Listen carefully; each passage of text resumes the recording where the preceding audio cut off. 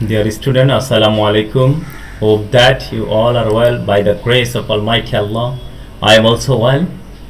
I am here, Mohammad Muniruzzaman Munir, Assistant Professor, Department of English, Norshindi Government College, Norshindi.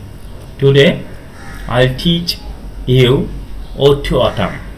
Ode to Autumn belongs to the courses of Introduction to Poetry. The poem is written by John Keats. John Keats. You are here to see the picture of John Keats. Dear students, before going to teach you a poem, I want to give you some instructions. How will you deal with a poem? সুপ্রিয় ছাত্রছাত্রীরা, আমি তোমাদেরকে একটা কবিতা পড়ানোর আগে কবিতার কিছু নির্দেশিকা দেব যে কিভাবে একটা কবিতাকে পড়তে হবে। কবিতা পড়ার আগে তোমাকে একটা কবি সম্পর্কে ভালোভাবে জানতে হবে। তারপরে কবিতাটা একাধিকবার পড়তে হবে। যেহেতু তোমরা বাংলা মাধ্যম থেকে সবাই পড়ে এসেছো, অতএব এই কবিতার মধ্যেও প্রত্যেকটা কবিতায় প্রত্যেকটা প্রোজের মধ্যে 2-4টা বা বেশি সংখ্যক অপরিচিত শব্দ তোমরা খুঁজে পাবে। সেই শব্দগুলো তোমরা অর্থ বের করে প্রথমে কবিতাটার শাব্দিক অর্থ তুমি জানবা। এরপরে শাব্দিক অর্থ জানার পরে তুমি সেখান থেকে সামারি বের করবা কবিতাটা। এখানে কবি কিছু ইনার কোনো মিনিং এক্সপ্রেস করছে কিনা সেটা বের করার চেষ্টা করবা। দ্যাট মিনস তোমার থিম লিখবা, সামারি লিখবা। তারপরে কবি এখানে সাবজেক্টিভ না অবজেক্টিভ পয়েন্ট অফ ভিউ থেকে লিখেছে সেটা তুমি খুঁজে বের করবা। এখানে ব্যবহৃত ফিগার অফ স্পিচ, লিটারারি টার্মসগুলো খুঁজে বের করবা। এবং এরপরের ধাপে তুমি আসবা যে আমার পরীক্ষার জন্য এইখান থেকে কোনো প্রশ্ন আদৌ আসতে পারে কি না। কিন্তু আমাদের দুর্ভাগ্যজনক হলো এটি সত্য যে তোমরা প্রথমেই খোঁজার চেষ্টা করো, আমাদের স্টুডেন্টরা, তোমরা না যারা অতীতে পড়ছে দেখতাম, এটি খুঁজে পাবে এই স্যার এই কবিতার থেকে কি কি প্রশ্ন আসতে পারে না। তোমাকে যে টেক্সটটা তুমি পড়বা সেটা প্রত্যেকটা ইনার মিনিং, আউটার মিনিং, অর্থাৎ শাব্দিক অর্থ, ভিতরের অর্থ সব পড়বা। Subjective, objective, Literary term, figure কি বলতে চাইলে কোনো মেসেজ আছে কিনা এগুলো সব আগে জেনে নিবা। জানার পরে প্রসঙ্গ হলো যে পরীক্ষার জন্য উপযুক্ত কোনো প্রশ্ন এখানে আছে কিনা। এখন তুমি পরীক্ষার জন্য যে প্রশ্নটা পাইলে সেটা যেহেতু আগে পড়া আছে কবিতাটা, সেখান থেকে তুমি লিখবা। আর একই সাথে তোমাদের জন্য আমি একটা ওয়ার্নিং দিতে চাই, সেটা হলো যে ইংলিশে পড়ো, ইংলিশে ফ্লুয়েন্সি ডেভেলপ করতে হবে। ফর ফার্স্ট ইয়ার এবং সেকেন্ড ইয়ার এই 2 বছর কোর্স কম থাকে ইংরেজির, অতএব ইংলিশ কম থাকে বিধায় যেহেতু বাংলা থেকে আসছো তোমাদেরকে ইংরেজির পাশাপাশি বাংলায় আমরা কথা বলবো, সব টিচারই প্রায় বলবে, না হলে আমি বলবো, যাতে তুমি কবিতাটা, তুমি উপন্যাসটা, তুমি গল্পটা ভালো করে বুঝতে পারো। কিন্তু এর মানে এটা না তুমি এরকমভাবে কন্টিনিউ করবা। You have to develop your fluency, you have to increase your listening skill, you have to increase your speaking skill, and you will be able to speak fluently. I think after 3rd years or within 2 years you have to gain fluency. Otherwise, to study in English will be in vain. You will not get any opportunity. You will not make any differentiation between the students of other departments and the students of English department. I expect you will be different from other departments students. So dear student, তোমরা প্রস্তুত হবা দ্রুততম সময়ের মধ্যে যেন ইংরেজি কথা বলতে পারো, ইংরেজি লিখতে পারো, ইংরেজি বলতে পারো। ইংলিশে যে পড়ো এটা আলাদা একটা কোয়ালিটি তোমার অর্জন করতেই হবে, কোনো বিকল্প কোনো পথ নাই। ঠিক আছে, তাহলে আমরা কি বললাম, কবি সম্পর্কে একটু জানবো। তোমরা কি জন কিটস সম্পর্কে জানো? তাহলে আজকে আমরা যে কবিতা পড়বো ওড টু অটাম। এই ওড টু অটাম পড়ার জন্য কি লাগবে? Important points about Keats. Keats সম্পর্কে জানতে হবে আমাদের শর্ত মোতাবেক। যেহেতু এটা একটা ওড, তার ওড সম্পর্কে আমাকে জানতে হবে। আর কিটস হলো মোস্ট জুনিয়র রোমান্টিক পয়েট, তার রোমান্টিক পয়েট সম্পর্কে জানতে হবে, রোমান্টিসিজম সম্পর্কে তোমার জানতে হবে। তোমরা জানো কিনা না জানলে আমি তোমাদের সংক্ষেপে একটু হেল্প করতে যাচ্ছি যে কিটস কে ছিল। কিটস হলো, বললাম আগেই বলছি, যে মোস্ট জুনিয়র রোমান্টিক পয়েট। সে আসছে পরে চলে গেছে আগে। 31 অক্টোবর 1795 অর্থাৎ 1795 সালের 31 অক্টোবর তার জন্ম এবং 23 ফেব্রুয়ারি 1821 সালে তার মৃত্যু। মাত্র 26 বছর বয়সে তাকে চলে যেতে হয়েছে। জন্মের পর থেকেই খুব ভালো ছিল না তার অবস্থানটা। তার বাবা ছিল টমাস কিটস এবং তার মা ফ্রান্সিস জেনিংস। অনেক তার বাবা অল্প বয়সী মারা যায়, কিডসের বয়স 10 বছর হওয়ার পরেই। এবং তার মা কিডস, টমাস, টম এবং তার বোন আরেকটা ভাই, 4 ভাই বোনকে রেখে কিডসের সাথে নিয়ে তার ভাইদেরকে লালন পালন করার জন্য আরেকটা বিয়ে করে। কিন্তু সেই ভদ্রলোকও তাদের সাথে সে ভালো ব্যবহার করে না, এবং কিডসের মা সেখান থেকেও সেপারেট হয় এবং কিডসের দাদির কাছে আশ্রয় নেয়। সেইখান থেকে সে লেখাপড়া করে, কিন্তু খুব বেশি দূর আগাতে পারেনি। একজন ডাক্তারের সাথে সার্জন হওয়ার জন্য ব্যবস্থা করছিল, কিন্তু তার ডাক্তারি ভাষা ভালো লাগে না। তার কবিতার লক্ষ্মী তাকে ডাকছে, অতএব কবিতার আহ্বানে সে সাড়া দিতে গিয়ে ডাক্তারি ভাষা ছেড়ে দেয়। কিন্তু দুর্ভাগ্যজনক হলো সত্য যে কিডস বেশি দিন সুস্থ থাকতে পারেনি, কারণ তার মা যক্ষা হয়। তার মা যখন যক্ষা রোগে আক্রান্ত হয়, তখন কিডসের ভাই ইমিডিয়েট ছোট যেটা টম, সে আমেরিকায় চলে যায় এবং কিডস তার মাকে খুব কাছ থেকে লালন পালন করার পরে সে মোটামুটি নিশ্চিত হয় যে তারও যক্ষা হবে। কিন্তু তার আগে তার ছোট ভাই আরেকটা ছিল, তার যক্ষা আক্রান্ত হয় এবং সে মারা যায়। এরপরে কিডসও যক্ষা আক্রান্ত হয় এবং মারা যায়। এইভাবেই 1821 সালে 23 ফেব্রুয়ারি কিডস মারা যায়। এই অল্প কয়েকদিন বেঁচে থাকার মধ্যেও সে যা দিয়ে গেছে ইংরেজি সাহিত্য, অনেক দিন পর্যন্ত সে যতদিন ইংরেজি সাহিত্য থাকবে আশা করা যায় সে বেঁচে থাকবে। তো আমরা কিডস, এটি সাম আপ, সে রোমান্টিক যুগের জন্ম, তবে অন্য রোমান্টিক পোয়েট থেকে একটু ভিন্ন ছিল। কীভাবে ভিন্ন আমরা যখন আলাদা একটা এজ, রোমান্টিক এজ আছে, সেকেন্ড ইয়ারে রোমান্টিক পোয়েট্রি আছে, তখন পড়ব আমরা। এই সময়তে আপাতত কিডস এই 26 বছরের জীবনে যা ছিল সেখান থেকে আমরা একটা কবিতা, অর্থাৎ ওড টু অটাম, এটা আমরা পড়ব। এখন ওড যেহেতু শব্দটা আসছে, এখন জানতে হয় আমাদেরকে হোয়াট ইজ ওড। ওডটা কি? ওড জানলো যে ওড হলো একটা exalted lyric that begins with an address to someone expressing grief or agony but ends with consolation. The word ode is a Latin word. It is used for song. It is of 3 kinds: Pindaric, Horatian or irregular ode. তাহলে ode কি হলো? Ode হলো exalted, খুবই উন্নত একটা lyric. এটা গানের মতো, গান হিসেবে আগে ব্যবহার করা হতো। শুরু হতো কাউকে অ্যাড্রেস করে, কাউকে ডাকে আহ্বান করে, কাউকে উদ্দেশ্য করে শুরু হতো, এবং শেষ হতো সান্ত্বনা দিয়ে। যন্ত্রণা দিয়ে শুরু হয়, শেষ হতো সান্ত্বনা দিয়ে। আর এই ওড শব্দটা ল্যাটিন ওয়ার্ড, যার অর্থ গান। এবং একটা 3 প্রকার আছে। একটা হলো তোমার কি বললাম আমরা, পিন্ডারিক। পিন্ডার মানে একজন তোমার অ্যানসিয়েন্ট গ্রিক পয়েট। পিন্ডার কে ছিল? পিন্ডার হলো ancient Greek poet who began writing তোমার coral poem that were meant to be sung at public place. Coral poem লিখতো Pindar, contains the triads, strophe, তোমার অ্যান্টিস্ট্রফি অ্যান্ড ফাইনাল স্ট্যাঞ্জা। এই স্ট্যাঞ্জাগুলো রাইম স্কিমটা মানতো পিন্ডার। কিন্তু হোরাসিয়ান রুটটা ছিল মোটামুটি ল্যাটিন পয়েট হোরাস, এবং সেই হিরোইক আর পিন্ডার ছিল না, হিরোইক পয়েন্ট ছিল না, কিন্তু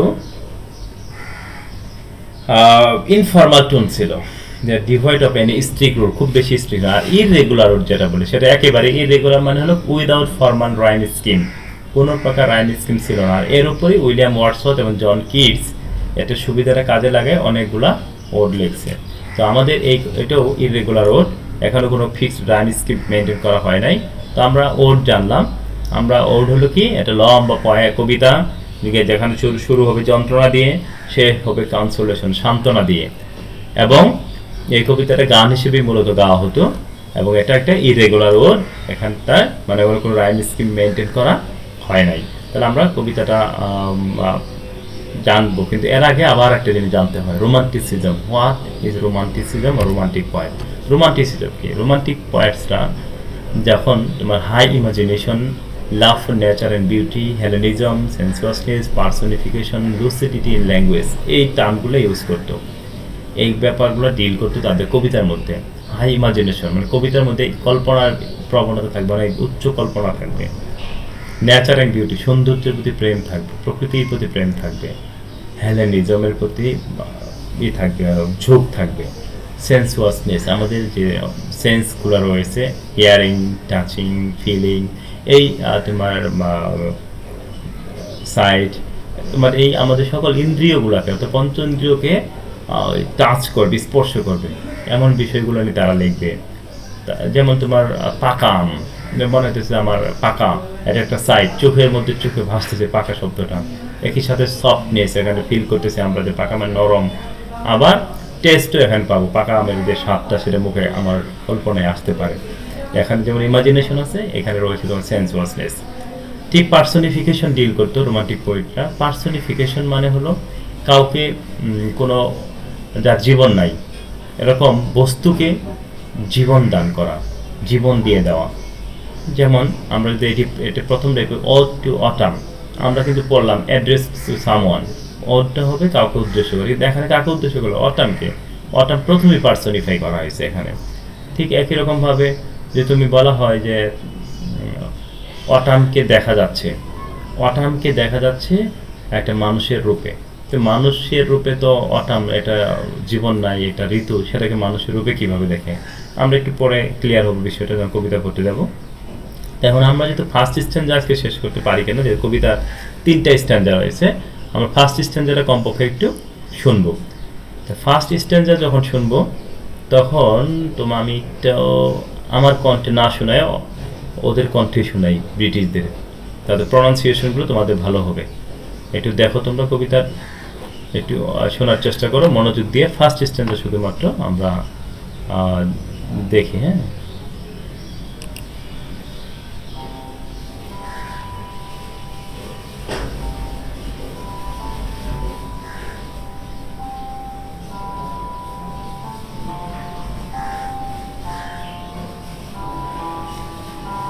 Season of mists and mellow fruitfulness, close bosom friend of the maturing sun, conspiring with him how to load and bless with fruit the vines that round the thatch eaves run, to bend with apples the mossed cottage trees, and fill all fruit with ripeness to the core, to swell the gourd, and plump the hazel shells with the sweet kernel, to set budding more and still more later flowers for the bees, until they think warm days will never cease, for summer has o'erbrimmed their clammy cells.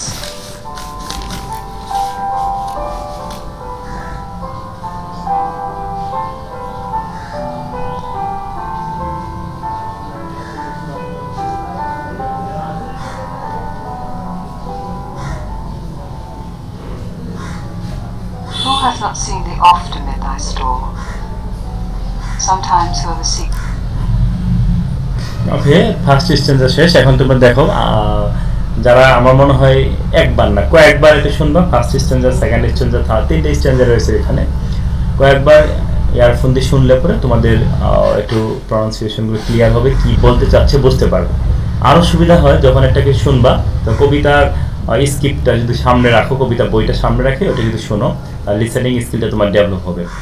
দেখি আমরা কি বলছে এখানে। Seasons of mist and mellow of fruitfulness, কার কথা বলা হয়েছে এটা?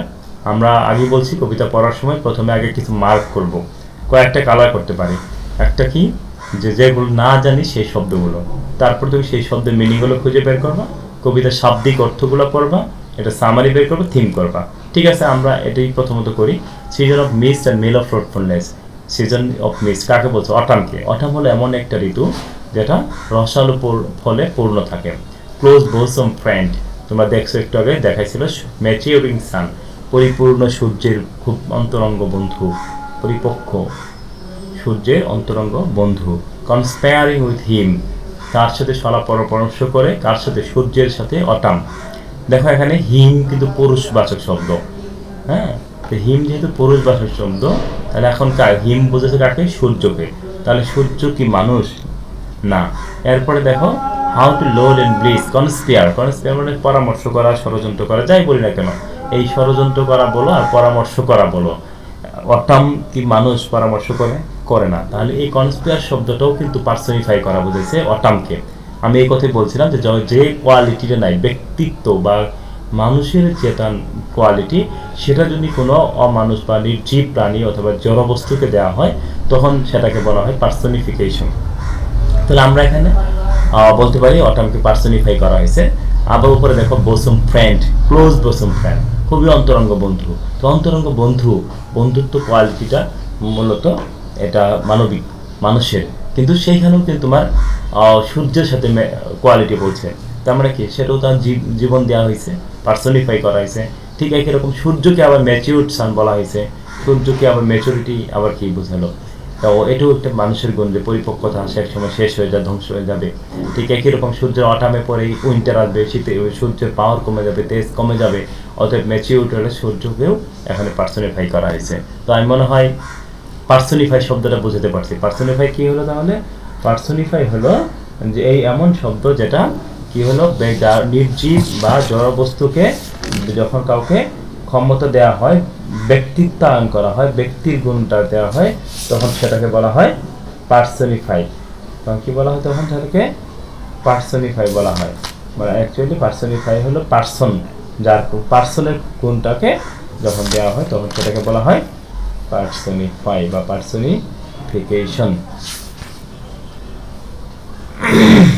Attributes of a person are transferred to inanimated object or abstract ideas.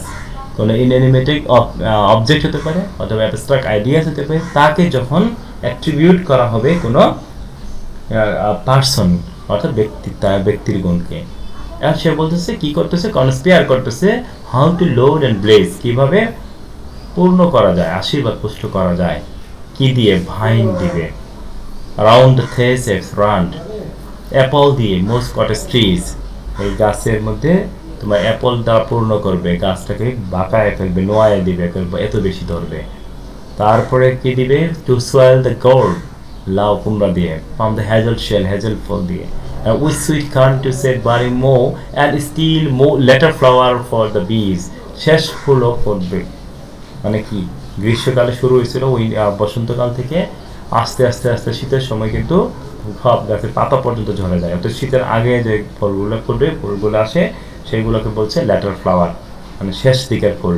Until the thing, এবং এই ফুল থেকে মৌমাছিরা মধু সংগ্রহ করেই চলছে, কারণ মৌমাছি কাজই হলো মধু সংগ্রহ করা, শীতের সময় যেন বসে খেতে পারে এই ইন্টেনশন থেকে। অতএব অটামের সময় সর্বশেষ সময় ফুলের, এটা তারা জানে, এই জন্য সবচেয়ে বেশি পরিমাণে মধু সংগ্রহ করে তাদের শেলগুলোকে পূর্ণ রাখে। সে বলে ল্যাটার ফ্লাওয়ার থেকে বীরা মধু সংগ্রহ করতেছে আনটিল দ্য থিং, এবং তাদের মৌচাকটা এত বেশি পূর্ণ হয়েছে তারা ভাবতেছে যে এবার মনে হয় warm days will never cease, গরমের দিন শেষ হবে, অর্থাৎ মৌচাক পরিপূর্ণ হয়ে যায়। For summer has over brimmed their clammy cells, এই গ্রীষ্মকাল থেকে শুরু হয়ে তাদের এই আঠালো সেলগুলো পরিপূর্ণ হয়ে গেছে। এটা হলো শাব্দিক অর্থ। এখন আমরা যেগুলো দেখব যে এইখানে কবি তা কি বলতে চাইছে এবং কি কি জিনিস আছে সেগুলো আমরা একটু দেখব। শাব্দিক অর্থের পাশাপাশি অন্য অর্থ এখন আমরা খুঁজব। কি খুঁজব? হ্যাঁ, আমরা একটু দেখি যে এখানে কি বলছে। What figure of speech are found in this poem, এই কবিতার ভিতরে তোমরা কি কি ফিগার অফ স্পিচ পাচ্ছ, কি কি ইমেজারি পাচ্ছ, এখন এগুলো আমাদেরকে দেখতে হবে। তো ফিগার অফ স্পিচ এবং ইমেজারি আমরা দেখি কি কি আছে। এলিটারেশন, তোমাকে ফিগার অফ স্পিচগুলো পড়ার জন্য আমরা এর আগে একটা ক্লাস আমি পড়াইছিলাম, ফার্স্ট ক্লাস তোমাদের মনে আছে নিশ্চয়ই। প্রথম ক্লাসটাই শুরু করছিলাম ফিগার অফ স্পিচ দিয়ে, কিন্তু সেখানে অনেকগুলো মেটাফোর, অনোমেটোপিয়া আর অনেক ফিগার অফ স্পিচ তোমাদের পড়াইছিলাম। এলিটারেশন কি তাও আবার একটু মনে, এইখানে যে কয়টা আছে সেগুলো একটু মনে করে দিচ্ছি। এলিটারেশন হলো repetition of consonants in two or more successive words, পাশাপাশি দুইটা শব্দ অথবা আরও বেশি শব্দের মধ্যে যদি তোমার কনসোনেন্ট সাউন্ডের আসে, কনসোনেন্ট সাউন্ড বেশি বা আসে, তখন সেটাকে বলা হয় এলিটারেশন। রিপিটেশন, ল্যাম্পস লাউড, দেখছো এখন ল্যাম্প এল এবং লাউড এল, তো ল্যাম্প লাউড দুইবার আসছে, অর্থাৎ এটা হলো তোমার কি এলিটারেশন। অ্যাসোনেন্স কাকে বলে? যদি দুইটা ভাওয়াল সাউন্ড পরপর আসে তখন সেটাকে অ্যাসোনেন্স বলে। অনোমেটোপিয়া কাকে বলে? অনোমেটোপিয়া হলো actually looks like the sound it make and we can almost hear those sounds as we read. বইটা পড়ার সাথে সাথে ওই শব্দগুলো মনে হয় যেন কানের মধ্যে বাড়ি খেলো, যে সে কর কর করে চিবাচ্ছে, মরমর করে পাতা ঝরতেছে, শব্দটা শুনলেই শীতের বাতাসে পাতাগুলো ঝরে যাচ্ছে আর শুকনো পাতার মরমর শব্দটা কানে যেন বাজতেছে। ঠিক একই রকমভাবে এই কবিতার মধ্যে আমরা পাই উইনোয়িং উইন্ড, কোলা দিয়ে যখন ধান উড়ায় তখন ওই সিনটা, ওই ব্যাবল প্লেস বা কীভাবে শব্দ হচ্ছে ধান উড়ানো, সেটা আমার কানের মধ্যে বাজে। পার্সনিফিকেশন আমরা অলরেডি বলে ফেলছি, figure of speech with lifeless object or ideas are given life. তাহলে আমরা কি এলিটারেশন অ্যাসোনেশন, অনোমেটোপিয়া এবং পার্সোনিফিকেশন। অনোমেটোপিয়া কাকে বলে? অনোমেটোপিয়া হলো তোমার যেটা সাউন্ড শুনলে পরে কথা বলার সাথেই যেন সাউন্ডটা কানে বাজে, এমন মনে সিম টু হিয়ার, কথা বললাম আর শুনলাম, দিস ইজ কল্ড অনোমেটোপিয়া। আর পার্সোনিফিকেশন তো বলছি আমি। এরপরে দেখো তোমরা একটা মানে যেহেতু ক্লাসে আমার সম্ভব না গ্রুপ ওয়ার্ক করানো, তোমরা যে কাজটা করবা একা একাই বসে বসে তোমরা এই কাজগুলো করা, গ্রুপ ওয়ার্ক করবা একা। এখন গ্রুপ যেহেতু সম্ভব না মিলানো, তাহলে কিভাবে করবে এটা বলো তো? হ্যাঁ, করতে পারো, অনলাইনে তোমরা গ্রুপ তৈরি করতে পারো, করে কিছু জিনিস খুঁজে বের করবে, না হলে আপাতত একা বাসায় করো। কি করবো? Find out the elements of personification. পার্সোনিফিকেশনের এলিমেন্টগুলো খুঁজে বের করে। Activities of autumn in stanza 1, প্রথম স্ট্যান্জা যেটা আমরা পড়লাম, এখানে কোনো অ্যাক্টিভিটিস আছে কিনা। তারপরে বাউন্টি অফ অটাম, অটাম কি কি দান করছে, তারপর মেক সামারি। তারপর ক্রিটিক্যাল রিডিং অবস্থা, স্ট্যান্জা 1টা পরে সেটার ক্রিটিক্যাল রিডিং মানে স্ক্যানিং করবা, স্কিমিং করবা এবং কি বলতে চাইছে এইগুলো খুঁজে বের করবা। তাহলে আমরা কি করবো? পার্সোনিফিকেশন খুঁজবো, স্ট্যান্জা 1 থেকে কোনো অ্যাক্টিভিটিস আছে কিনা, বাউন্টি অফ অটাম, অটাম কি কি দান করছে, কি কি করবে সেগুলো লিখবা। তারপর মেক সামারি, সামারি তুমি লিখবা এবং ক্রিটিক্যাল রিডিং করবা। এখন বাউন্টি অফ নেচার, যেটা বলতেছিলাম যে অটাম আমার প্রকৃতিকে কি কি দিয়েছে, সেই জিনিসগুলো আমরা এখন দেখব।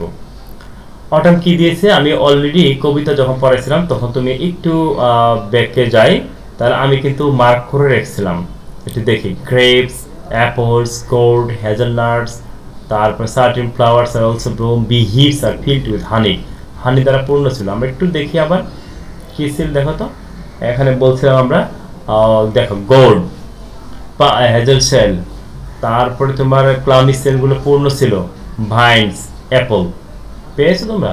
এইভাবে তুমি পড়ার সময় না হলেও পরবর্তী হলে এটা খুঁজে বের করতে হবে যে আমার কি কি পেয়েছি এখানে।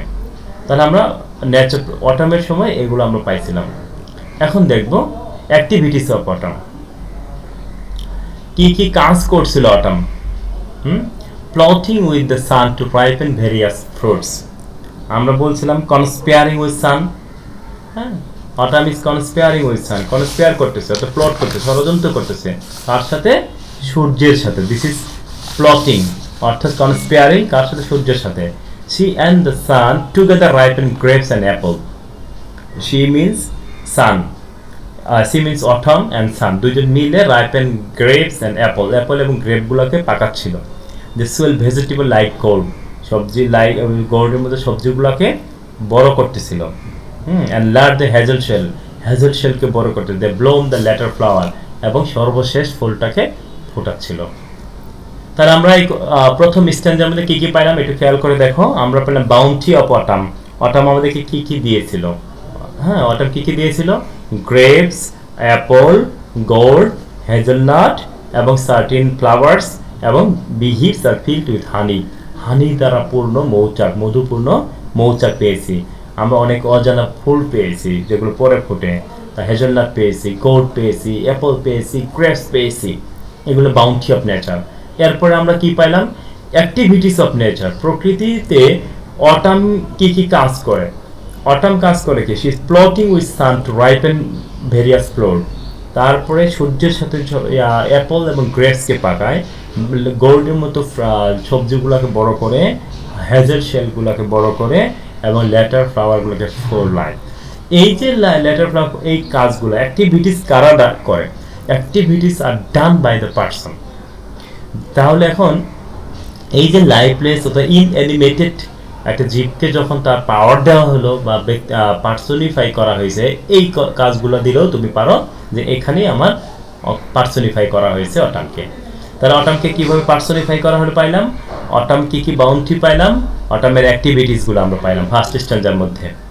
ঠিক আছে, তাহলে ফার্স্ট স্ট্যান্ডার আমাদের শেষ পর্যায়ে আসছি। আমরা সেকেন্ড স্ট্যান্ডার আজকে না ধরি, আমরা এখান থেকে পার্সোনিফাইটা আমরা লিখব এবং এরপরে আমরা সেকেন্ড এবং থার্ড স্ট্যান্ডার কমপক্ষে শুনে রাখবো। তাহলে কি বা use of personification, it's a sensuous picture. তুমি দেখো যখন রাইপেন বলা হয়েছে, to the core, clammy cells, আঠালো মানে কি হাতের মধ্যে টাচ, তোমার আঠা আঠা লাগতেছে। তারপর পাকা তোমার ফল বলতেছে, বড় লাউ বলছে সোয়ালিং, তাহলে কি বলছে? বড় লাউ বলছে চোখের মধ্যে ভাসতেছে একটা বড় কিছু, তাহলে এটা কি আমার চোখের সেন্সকে আমার করলো। আবার তোমার পাকা বলতে একটা সফটনেস কাজ করলো, আবার স্বাদটা জিহ্বাতেও আমার লাগতেছে পাকা বলতে, আঠালো বলতে হাতে টাচকে কাজ করলো। অতএব আমরা সেন্সুয়াসনেস অনেক পিকচার এখানে আমরা খুঁজে পাই, পার্সোনিফিকেশন আমরা খুঁজে পেলাম, পিকচারিয়াল কোয়ালিটি। যখন এই কথাগুলা অটামের ফার্স্ট স্ট্যান্ডার মধ্যে যখন কিডস বর্ণনা করতেছিল, তখন সবগুলো সিন আমার চোখে ভাসতেছিল। দিস ইজ পিকচারিয়াল কোয়ালিটি, অর্থাৎ ডিসক্রিপশন করার সাথে সাথে, অর্থাৎ কোনো কিছু ডিসক্রাইব করার সাথে সাথে তোমার চোখে যদি সেটা ভাসে, তখন সেটাকে বলা হয় পিকটোরিয়াল কোয়ালিটি। অর্থাৎ আমরা কি পাইলাম এই পুরা ফার্স্ট স্টেঞ্জের মধ্যে? পুরা ফার্স্ট স্টেঞ্জে পেয়েছি আমরা বাউন্টি, অ্যাক্টিভিটিস এবং কি পার্সোনিফিকেশন, মানে প্রকৃতির দান কি ছিল, এখানে অটাম কি কাজ সম্পন্ন করেছে, অটামকে কিভাবে এবং সূর্যকে কিভাবে পার্সোনিফাই করা হয়েছে। এই তিনটা প্রশ্ন মানে শর্টের মতো করে তোমরা এখান থেকে লিখবা, এবং এটা সামারি লিখবা, রাইম স্কিমটা লিখবা। রাইম স্কিম কিভাবে লেখে? শেষ শব্দর যে তোমার একটা সেন্টেন্সের মধ্যে লাস্ট যে ওয়ার্ডটা থাকবে, সেই ওয়ার্ডের লাস্ট সিলেবলটা বিবেচনা করে আমার লিখতে হবে। যেমন ফ্রুটফুলনেস, NESS, এর সাথে দেখো লোড অ্যান্ড ব্লেস, লোড এবং ব্লেস, তাহলে ওই লোড এবং ব্লেসটা হলো ফ্রুটফুলনেস, NESS। আবার তো থার্ড স্ট্যান্ড যেমন আছে BLE ব্লেস, তাহলে এই নেসের সাথে ব্লেসের মিল আছে। তাহলে আমরা যদি নামকরণ করি, অর্থাৎ নেসটাকে এ দেই প্রথম যেহেতু, তাহলে ব্লেসটাও তাহলে এ হবে, যেহেতু আমি বলছি শেষ যে সিলেবল থাকবে সেটা। আবার দেখো তোমার সেকেন্ড সেন্টেন্সের লাস্টে কি আছে? সান, এটাকে যদি বি ধরি, তাহলে ফোর্থ সেন্টেন্সের লাস্টে কি আছে? রান, সান রান, তাহলে এটা মিল আছে, তাহলে এর নাম বি হবে। তাহলে আমরা কি বলবো? AB, নেস এ, সান বি, ব্লেস এ, রান বি, তাহলে AB। আবার দেখো ট্রিজ, নতুন আরেকটা শুরু হলো, তাহলে এর নাম আমি দেবো সি। কোর, আরেকটা নতুন শুরু, এর নাম দেবো ডি, যেহেতু মিল নাই। তা ট্রিজ হলো সি, কোর হলো ডি। আবার সেল, এটাও মিল নাই, তাহলে এর নাম দেবো আমি CDE। সেলের পরে মোর আবার কিন্তু কোরের সাথে মিল আছে, তাহলে এর নাম আমি দিতেছি আবার ডি। এরপরে বিজ, ট্রিজ মিল আছে, তাহলে এর নাম দিব সি। বিজ সাথে আবার সিজ, এটা হবে সি। আবার দেখো শেল, আবার সেল, এটা মিল আছে, তাহলে এটা হবে ই। তাহলে আমার রাইম স্কিমটা কি দাঁড়ালো? AB, CDE, DCCE। যে দেখো রাইম স্কিমে কোনো মিল নাই, এর নাম হলো ইরেগুলার ওয়ার্ড, কারণ কোনো স্কিম মিল লাগতে হয় না, থিম সামারি চিন্তা করতে হয় না, যার ফলে তোমার কিন্তু অ্যাড্রেসিং টু দ্য সামওয়ান বা সামথিং। দেখো তুমি এখানে কিন্তু অটামকে অ্যাড্রেস করে লেখছে, সো দিস ইজ একটা অ্যান ওড। তাহলে আমরা এখানে ওড কেন? তাহলে এটা অ্যাড্রেস করছে। এখানে দুঃখ দিয়ে শুরু হয়েছে, সবগুলো রাইপেন, ম্যাচিউর মানে কি? ম্যাচিউরটে পড়েই ধ্বংস, শেষ হয়ে যাবে। ম্যাচিউর সান অর্থাৎ শেষ হয়ে যাবে। তারপরে সোয়ালিং গোড মানে একেবারে হয়েছে, বড় হয়ে গেছে, এখন পচে যাবে। অ্যাপল একেবারে পেকে গেছে, ভাইন পেকে গেছে, সবগুলো পাকা সর্বশেষ। ক্লামজি সেলগুলো ক্লামি সেল পূর্ণ হয়ে গেছে, মানে কি একেবারে পূর্ণ, এরপরে পড়ে যাবে, সবগুলাই শেষ পর্যায়ে আছে। এটা হলো agony, I am going to die, আমিও মরতে যাচ্ছি, মানে মরার সময় এসে গেছে, দুঃখ বোধ থাকবে। তাহলে আমার অটামটা শুরুটাও তো আমার দুঃখ বোধ আছে। ঠিক আছে, আমার মনে হয় তোমরা সবাই বুঝতে পারছো, আর কিছু বাড়াচ্ছি না। তোমরা একবার না কয়েকবার এটা দেখবা, কয়েকবার শুনবা, শোনার পরে কবিতাটাকে স্কিমিং করবা, রাইম স্কিমগুলো ভালো করে লিখবা। এবং আমরা অবশ্যই পরের ক্লাসে সেকেন্ড এবং থার্ড দুইটা শেষ করার চেষ্টা করব। কিন্তু পরের ক্লাস করার আগে তোমাকে মাথায় রাখতে হবে কি, ফিগার অফ স্পিচগুলো দেখতে হবে, আবার টার্মগুলো দেখে রাখবে যেন আমার পরের দিন এই কথাগুলো বলতে না হয়। আর প্র্যাকটিস করবা, প্রতিদিন কথা বলবা, কারণ none can be a fluent speaker without practice. Practice makes one to make one fluent speaker. But if you practice regularly, then you will be able to speak fluently. Otherwise, you will never be able to speak fluently. You cannot understand other speech also. So listen more than once these speeches spoken by the native speaker